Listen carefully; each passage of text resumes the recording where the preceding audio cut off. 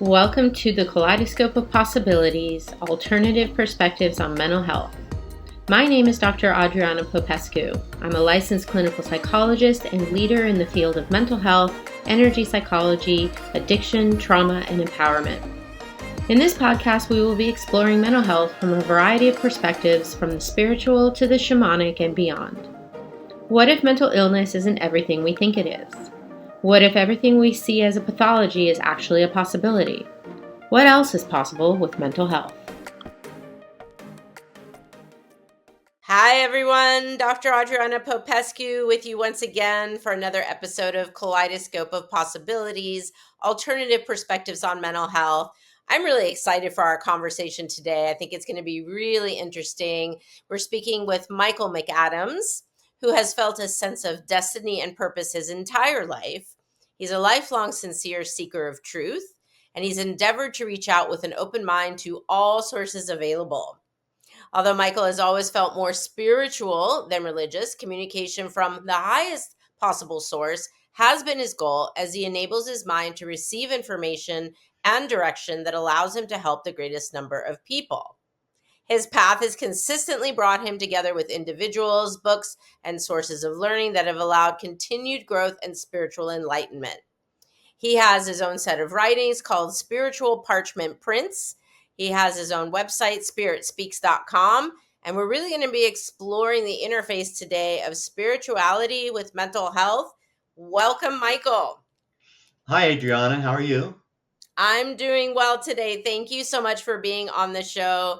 I'm really excited to find out more about the work that you've been done that really is your life's calling, it seems. And to really inform our audience more about the importance of spirituality, especially, I would say, in this day and age of really challenging times. So let's start with just finding out more about you. Tell us about yourself and how you came to be doing this work. Well, I was brought up with a foundation of faith, church-based, Bible-based. My mother was extremely religious, daily reader of her Bible. It's an advantage to have a foundation of faith. My grandmother was a pastored a small Pentecostal church just north of Cincinnati. My uncle was a fiery Pentecostal preacher. He could move a crowd. And when you have that foundation of faith, the best thing about a foundation is that you can build on that. And there are so many people today, you hear about the constant claim that so many people are leaving organized religion, not as interested in organized religion, becoming more spiritual than religious. And I read a post recently and it said, I don't want to just believe, I want to know. And I think a lot of people are at that point in their lives where they know the story, they have a foundation of faith, but they know there has to be more. There just has to be. Turns out there is.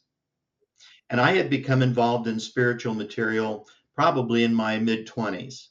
And my mother wasn't quite sure about all of this because she had grown up, with a foundation of faith in the Bible.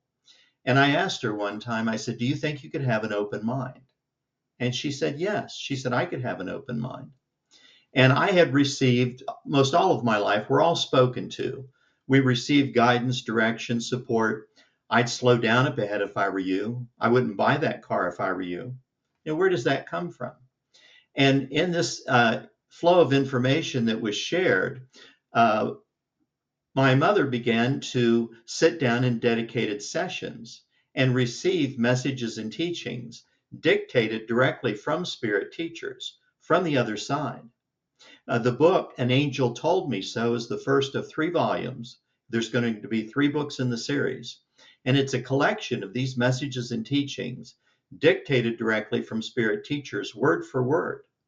And many of the messages and teachings have been signed by the name of the spirit teacher that presented the message. Fascinating stuff. And so I have a question for you on this because this, comes up a lot.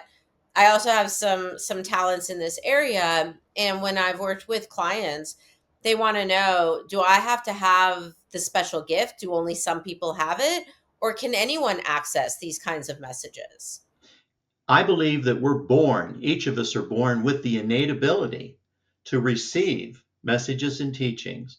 If you have a background to find out a background of faith, then you will think of that about these teachers as angels, archangels, guardian angels, people who are more spiritual in nature, who read metaphysical material.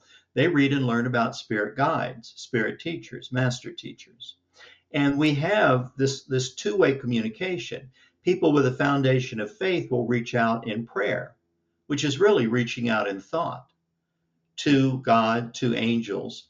Others, they know that we have our own spirit guides, spirit teachers that will help us. So we're born with that ability, and the interaction that we have, the more that we go into the interaction that we have, it will strengthen that connection. And the spirit teachers, spirit guides that work with us, their joy is in our recognition of their existence. And we build that connection with strength based on our recognition and our ability to pay attention and act upon what they may recommend. Now, the only problem is we have that pesky little gift called free will. And we can accept or reject any advice, guidance, direction, or support that we're given. And if we do reject their advice, we normally do so at our own peril. Mm-hmm. Now, I want to comment on something because it's coming up right now. Maybe I'm getting some guidance here to talk about this. In my field as a psychologist, a lot of times I find that people who are, let's say, communicating with angels, spirits, guides, whatever we want to call them, disembodied beings, beings from the other side, sometimes they can end up in the mental health system with a label or diagnosis of psychosis, right? Where they're being told that this is a hallucination. This is not something that's real. Or even children, when they're because it can start at a very young age, right? Children can Right? see sometimes spirits and angels and different kinds of beings that others might not see, and they're told, well, that's not real, that's your imagination. How would you suggest parents, people can approach this? Because I'm with you. I believe we all have this innate ability, and it pains me to see people hospitalized or put on these like heavy duty antipsychotic medications when they're actually engaging in a really beautiful natural process that we are all capable of. And it's a shame that attitude has been taken. I mean, the Bible has repeatedly talked about soothsayers and not to interact with spirits. And you wonder if maybe some of the witch trials in Salem, all of these people that may have been felt they heard voices or they were spoken to or advised, how many of those people were really communicating with their own spirit teachers? You just don't know. So I think that practitioners and people in the mental health field, they should realize if they knew how close we are to our own spirit teachers and that they are here for our benefit. There is a book called the Urantia book. Are you familiar with that? No, I have not It's heard an interesting book. It's my light reading, 2,107 pages. of that. Wow. You don't read it like a novel. It's a No. series of papers that are numbered and titled, sponsored by a foundation out of Chicago. But there's a section in there that talks about personalized thought adjusters. And it says that at the age of our first moral decision, which is normally 4.5 years old, when we make a decision that we know, that shows that we know right from wrong, we are assigned a personalized thought adjuster, spirit teacher, guardian angel, and that adjuster will stay with us for life, advising us, helping us throughout all that we will deal with. Again, because we make our own choices and decisions, we go off on a tangent from the path that we're supposed to be on. And who knows why we're born to a certain set of parents in a certain social station for, I believe, whatever it is we're supposed to learn in this lifetime. So for mental health people, if they would just have more of an open mind and realize that these people, are actually being spoken to in thought, which is the way most all of us do. All of us are able to communicate with our spirit teachers, usually in thought. Now, when we're, go ahead. Oh, I was just going to say, when Wilma Jean, my mother, was led to sit down in these dedicated sessions to receive messages and teachings, she had set up an electric typewriter in her kitchen. And she would be led to sit down. She would say a prayer, light a candle, ask for protection, because you are opening your mind. And she would see 3 or 4 words just float into her mind and hang there. They would not go away until she typed them. Once she typed those 3 or 4 words, they would just fade away and 3 or 4 more would show up. So she was taking dictation. This wasn't channeling, this wasn't automatic writing. She was receiving these messages and teachings from spirit teachers that not only spoke about themselves in first person. We feel, we believe, we advise. Our view encompasses more than your view can comprehend. But many of the messages and teachings have been signed with the name of the spirit teacher that presented the message.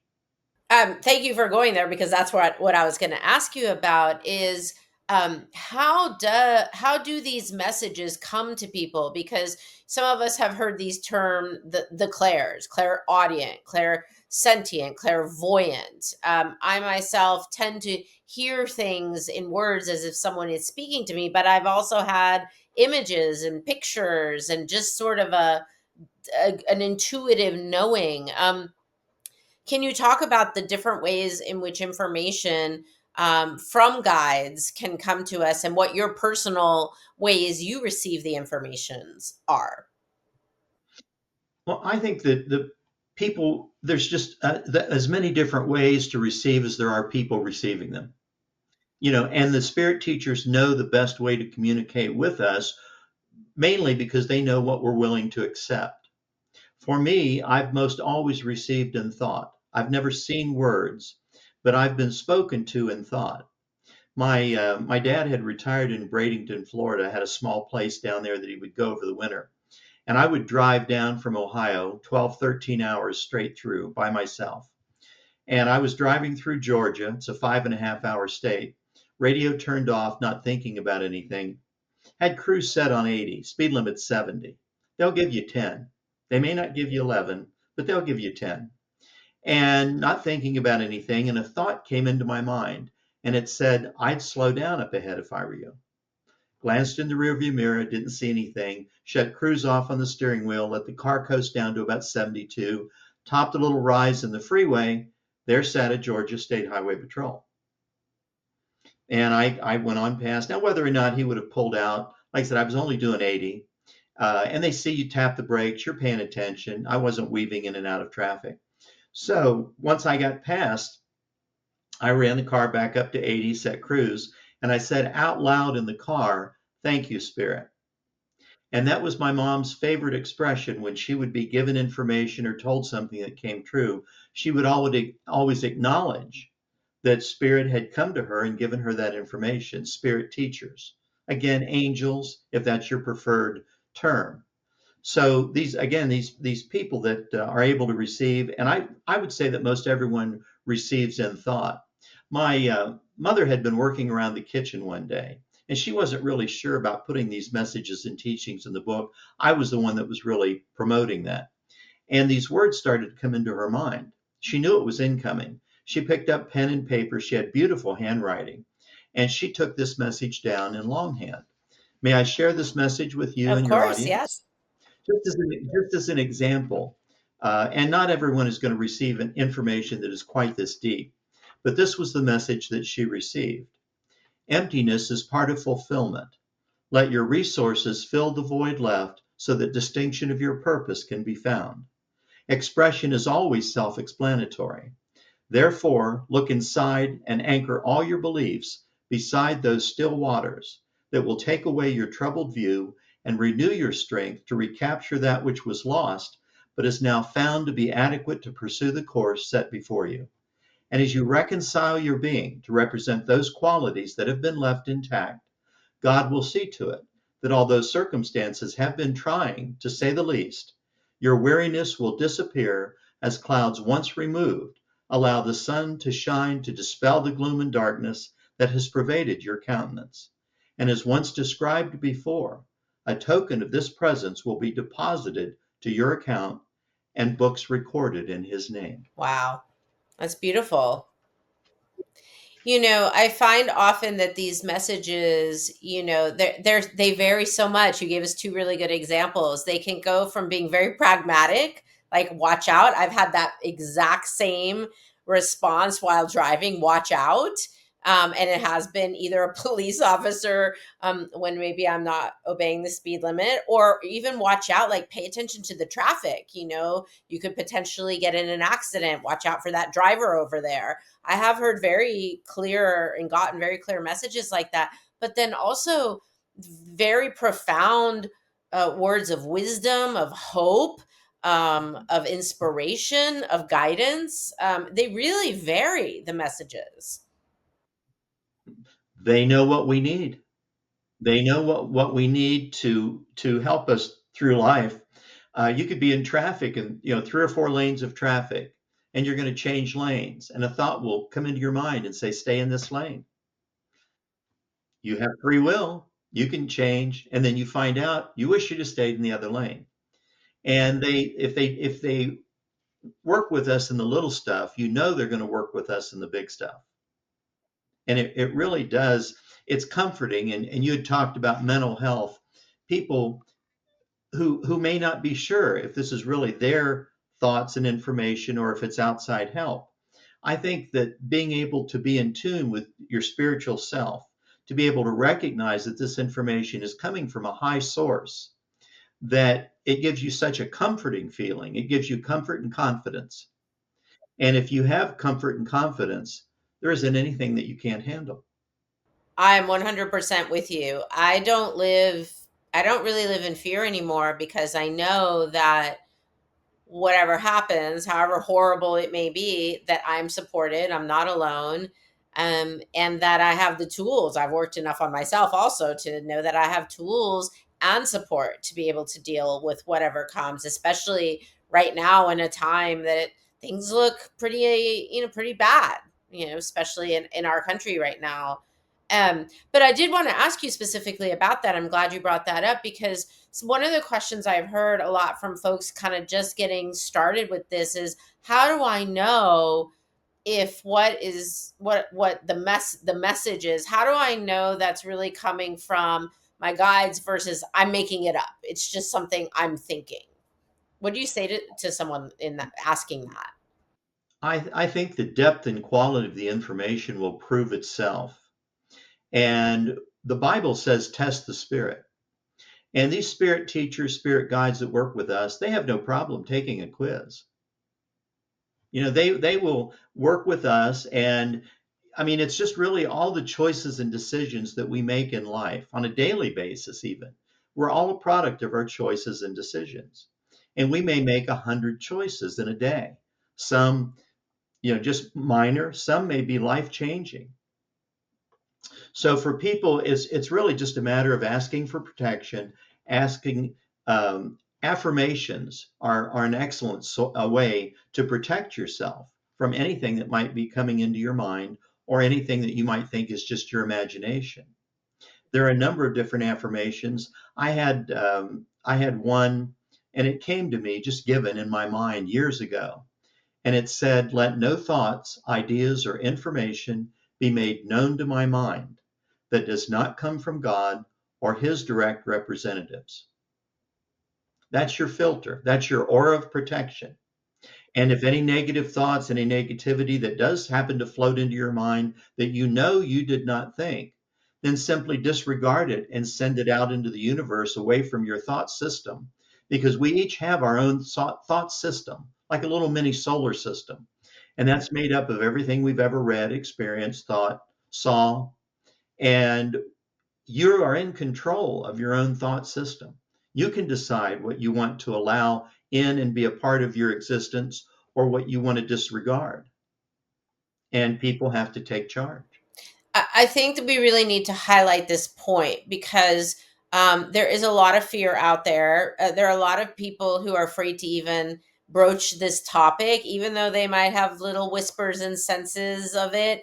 They're afraid to go there because they're afraid of what they're going to open themselves up to, right? Because the reality is that, just like with people in bodies, there, we could call it good and evil, we could call it well intended or malintended, like, well, however we want to word that, right? Just like that, just like in the human world, in the spirit world, there are forces, there are beings out there that do not have our best interest in mind, that are not interested in helping us grow in our consciousness. And I think people have a lot of fear around, if I even go into this, I might open myself up to bad spirits or evil spirits. What do you recommend for folks? I mean, I know you're talking about protection, but that's fear in particular. Like, what would you say to someone who's feeling that? Once you establish that aura of protection, once you make sure that nothing, I mean, there is no negativity that can affect you. And it's up to you to abide by that protection and know that you're in charge, you're in control. And it turns out there is no fear. There's no fear of anything. And I knew a lady one time. Um, she had a son who was constantly getting in trouble. They spent a lot of money on fines and attorneys and stuff. And she knew that the spiritual stuff that I was involved in. And she said, "Are you not afraid of anything?" And I said, "No." I said, there's nothing to be afraid of if you have that aura of protection. And she also knew my feelings on heaven and hell, and especially hell, which I just don't think is quite fair. That we are going to be sentenced to eternal punishment and damnation in this life and in this blink of an eye existence. And I asked her one time, I said, "Is there anything that your son could do, anything at all, that would cause you not to want to give him another chance?" And she just put her head down and she said, "No." And I said, "What makes you think God loves us any less? Do you really believe that we're going to be sentenced to eternal damnation and punishment forever and ever with no chance for reprieve, no chance for a do-over because we were stupid, because we had bad parents, made bad choices, chose bad friends?" And you could be born in a lifetime anywhere on this planet, China, North Korea, Iran, Iraq. And if you're open to all of that, then you're open to reincarnation.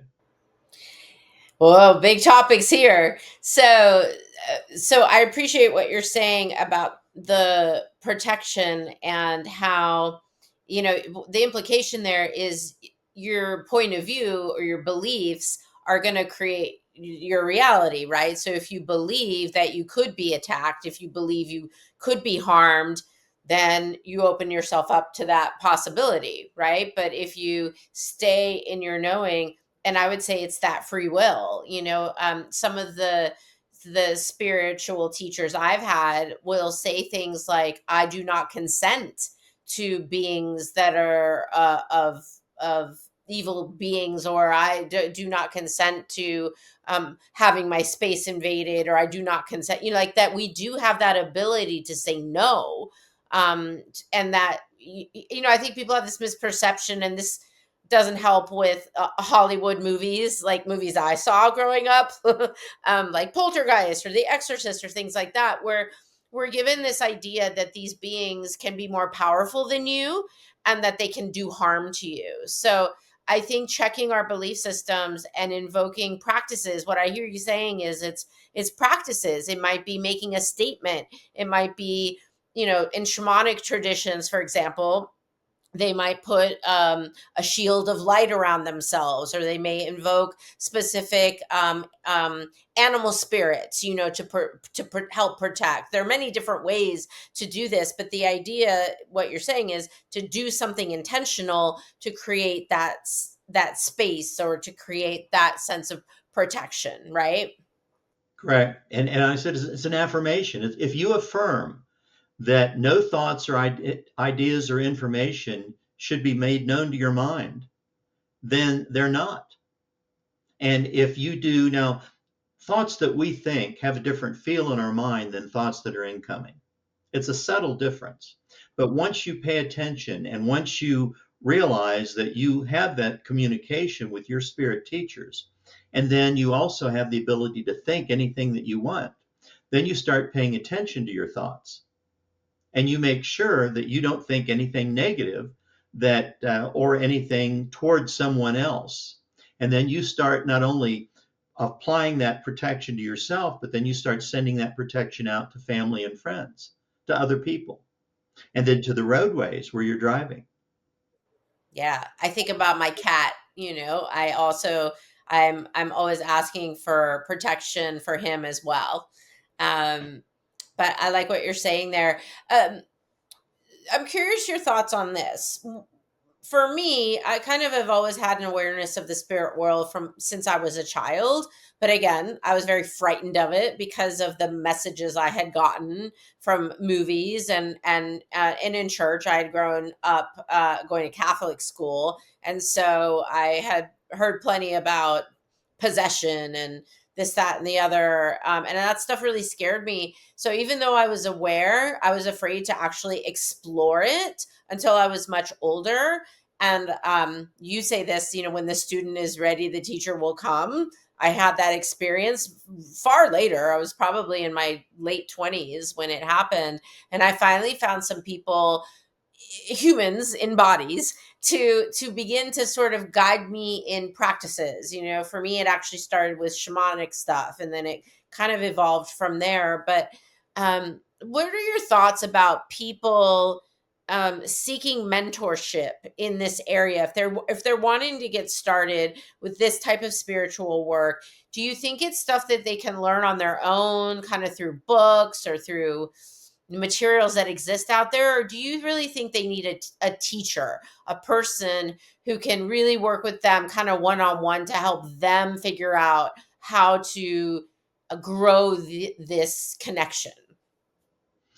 Well, I think that we're all walking a path in this existence. And like you said, on my website it says, so when the student is ready, a teacher will appear. And for me, that's always been the way that my life, by being a seeker, a sincere seekers of truth, then you put out the vibration that you want to know, and that will lead to a book, a movie, an event, a speaker, anything that will allow you to take that next step on your journey.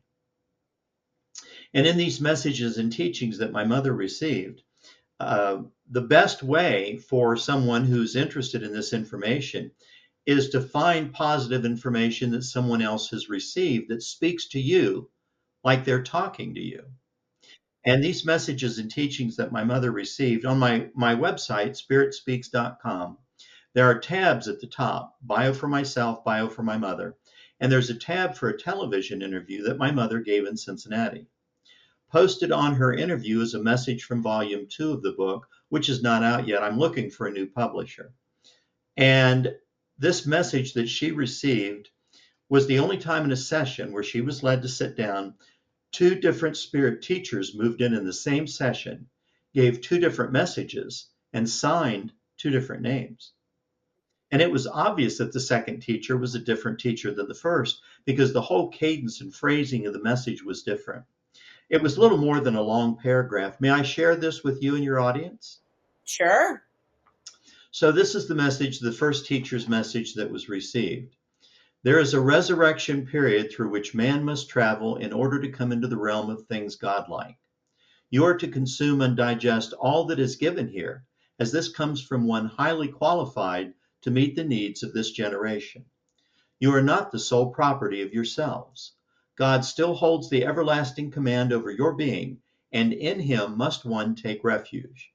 You are to be considered as one who has been stripped of all belongings and left to die by the wayside. In this manner, are you then open to any help that would be forthcoming? You are by your very nature ones who would depend on your own intellect to carry you through. However, by giving of your soul into the hands of God, you prosper and develop more freely into that which denies the outcome of some situations, knowing full well that it is the hand of God leading and directing you so that you may arise victorious in the end. There is never a time when you will be without the Father, nor his ever-loving approaches to see that you follow the path that directs you homeward. Take note that we say homeward. As your heavenly Father so resides in that vast insurmountable environment of time and space, so shall ye abide in joint communication with him by the grace with which he covers you, and by your ability to accept this grace and use it for your own development. There are others here who wish to make themselves known to you, so I will step aside for this time. My love and devotion follows you as you trot onward, but ever faithful to your goal. That message was signed, Your Loving Guide. Now, that next to the last line makes me sit up and take notice. There are others here who wish to make themselves known to you. My question is, who are the others and where is here? Mm-hmm. Where are you in relationship to us on this physical plane? Now, that message was a fairly deep message, signed Your Loving Guide.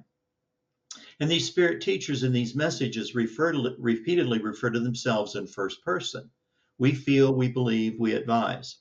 Another teacher moved in, gave a page and a half single space typed, but ended with a profound last paragraph. And these messages and teachings repeatedly end with a just a deep, profound last sentence or last paragraph.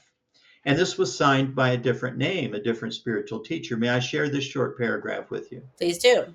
So, this was the second teacher's message. You are not as sheep herded here and there, but you are likened to the lamb that is cared for individually, nourished and loved until the full and total development allows it to be master of itself. So is man so kept and denied only those things that would not in the long run nourish his spirit. God is all wise and loving in his dispensations. We are not to judge the workings of our Father, nor are we to judge each other.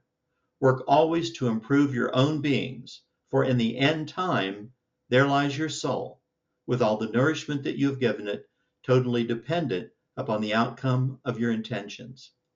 And that message was signed, Your Loving Spiritual Teacher. Do you find that they ever come to you with names? I find that some of my guides actually have names, specific names, like John, names from other languages, things like that. Have you found for yourself that you get that kind of communication from a specifically named person? Most all of these messages were signed, Your Loving Guide, Your Loving Spiritual Teacher. My mother she received a message from her one time that was signed, Your Loving Spiritual Counterpart. I have received messages to me that were signed, Your Spirit Brothers, Your Spirit Light. In volume 2, there was a message that was signed with initials, LZ. And my mother had written those initials as she tried to copy what she had seen.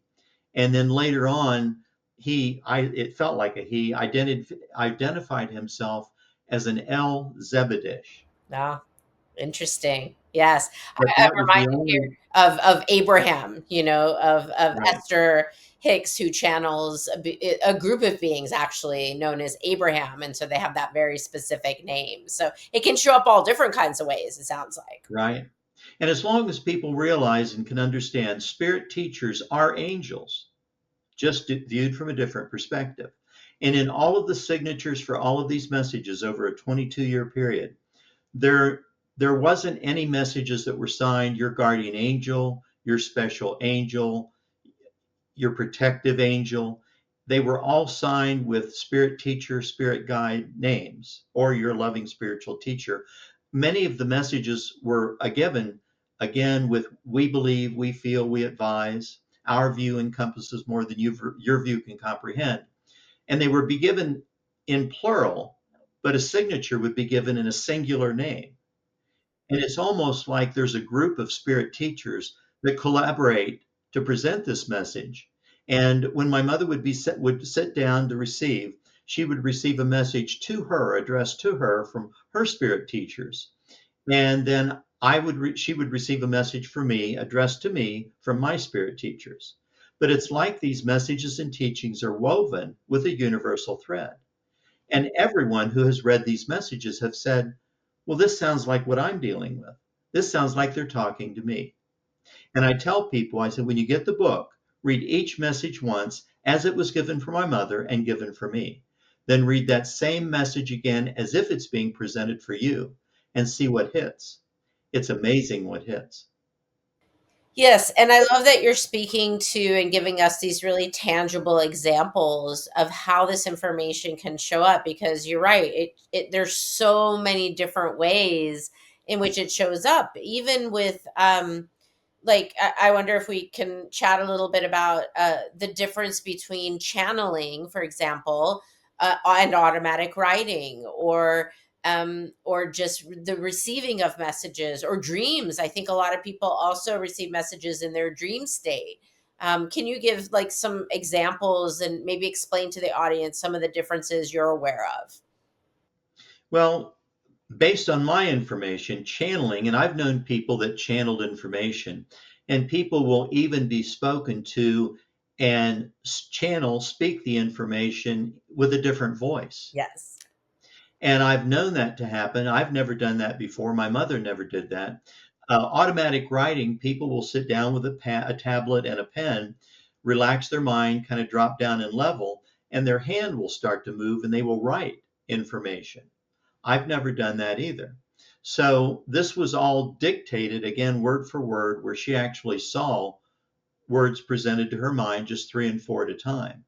And as deep and long as some of these paragraphs and sentences are, if you can imagine trying to explain information like this with a deep progressive thought, 3 and 4 words at a time, and giving somebody the opportunity to write those down as you were presenting the information and hold your train of thought.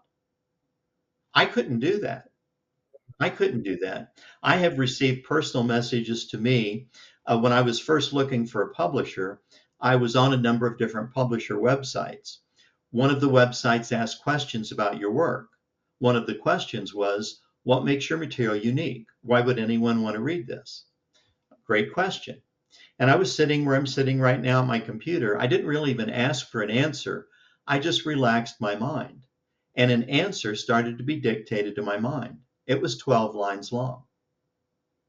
And I have read that answer to a number of hosts on the air, and more than one has teared up. May I share this with you and your audience? So the question was, what makes your material unique? And this is the answer that I was given. The uniqueness of any material is in the manner in which it touches the soul. An open and searching mind pulls the soul and the body in which it inhabits onward and upward with hunger and determination in its quest for spiritual nourishment, ever mindful that the path upon which we walk is the path toward God. Lives lived, experiences endured, goals accomplished, and loved ones lost are all encounters upon that path. Strive always for the highest possible communication with our Heavenly Father. Believe in yourself, as the Father within you is guiding, leading, directing, and comforting you upon this journey that we call life. Blessings be upon you as you walk your chosen pathway.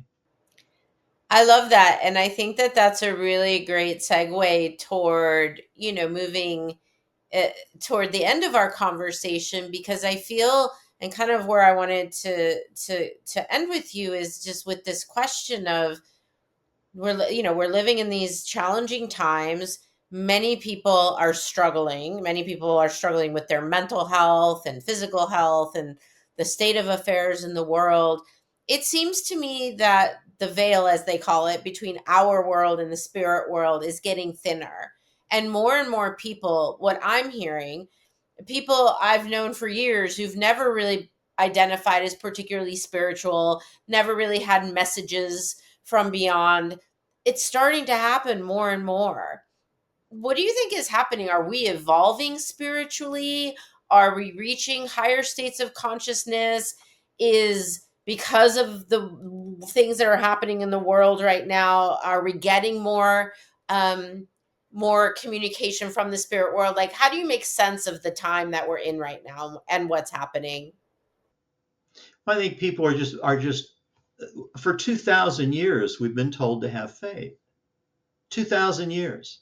And people now are starting to realize that we are not alone, that we have this information available, and they're just becoming more open to it. Again, if you have the foundation of faith, that's a real advantage because you've been reaching out in prayer through the veil that you talk about, a vibration, a frequency. We don't really know what the medium is that separates the spiritual realm from the physical plane. Now, many people would believe the spiritual realm is heaven, but I think it's so much more than that, as almost incomprehensibly vast as this physical universe, the physical plane that we're on.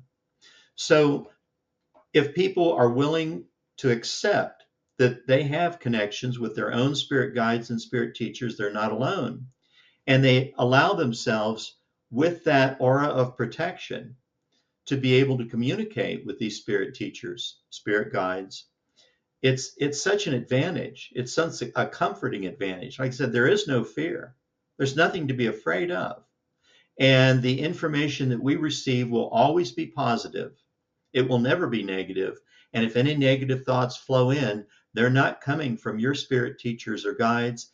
And you need to just disregard those, send them away, and your life will go so much better. Thank you for that. And I really, the phrase that or message I got as you were speaking, and ask and you shall receive, right? It can just start with a question. I want to know more. Show me. I'm open. That's interesting that you would say that, because just the other day, the Bible said, ask and ye shall receive, seek and ye shall find, knock and the door shall be opened unto you. Each of those three statements require a positive action on our part. We can't just sit back and expect to receive if we don't ask. We can't find anything if we're not a seeker. And if we're not even willing to knock on the door, to take the action to knock on the door, how do we expect anyone to open it and share the information that will benefit us in life?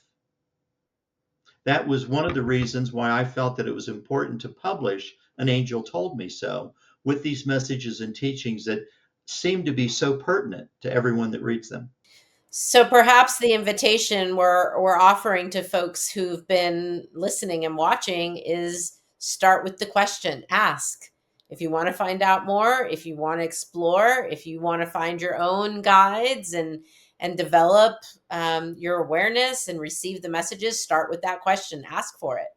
So, I agree. Yeah. But be picky about what you allow into your thought system.